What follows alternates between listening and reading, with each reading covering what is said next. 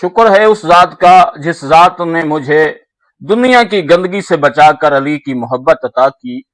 اس علی کے بیٹے امام باقر علیہ السلام نے فرمایا کہ جناب پیغمبر کا ایک جگہ سے گزر ہوا، ایک بندہ باغ میں درخت لگا رہا تھا۔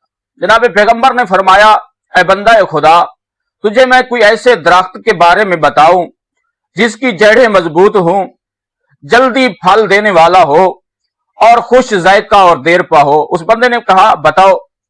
جناب پیغمبر نے بتایا، وہ درخت ہر صبح اور شام آپ نے تسبیح کرنی ہے، اللہ اکبر، سبحان اللہ، لا الہ الا اللہ واللہ اکبر۔ جب تم یہ تسبیح کرو گے ہر صبح اللہ کی پاک ذات جنت میں ایک درخت پیدا کرے گی جو اس عمال کے کرنے سے ہوگا، جس کا ذائقہ بڑا خوشگوار اور دیر پا ہوگا۔